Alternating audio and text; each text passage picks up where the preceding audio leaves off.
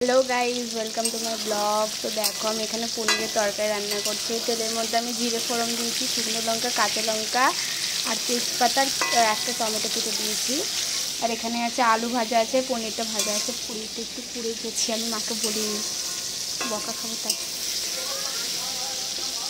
আর এখানে টমেটোটা আমি এইভাবেই করে নেব।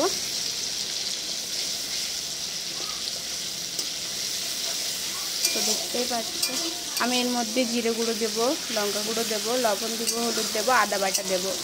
এটা নিরামিষ হচ্ছে যেহেতু ওই জন্য। তো দেখতে থাকো ভিডিওটা লাস্ট পর্যন্ত। এখন দিব আদা বাটা,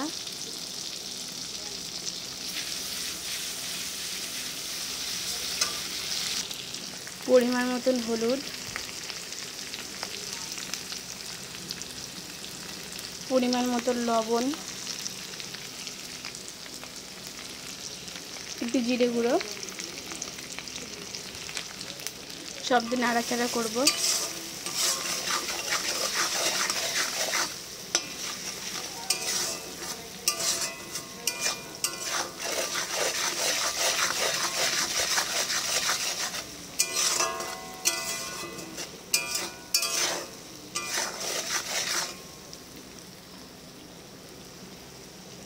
তো দেখো বন্ধুরা হয়ে গেছে।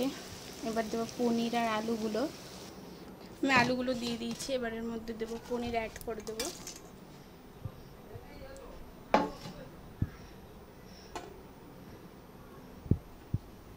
দুটো পনির দাদা রাখতে বলেছিল, সো এখানে হয়ে গেছে। এবার একটু শুকনো লঙ্কা গুঁড়ো ছিটিয়ে দেবো। চলো চলো গাইজ দেখা যাক কি হয়েছে তরকারিটার হল। সো এরকম, আমি জানি না আমি বকা খাবো কি খাবো না, বাট তরকারিটার কালারটা কিন্তু ভালোই এসছে।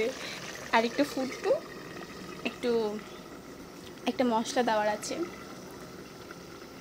সো বাই, দেখা হচ্ছে নেক্সট ব্লগে।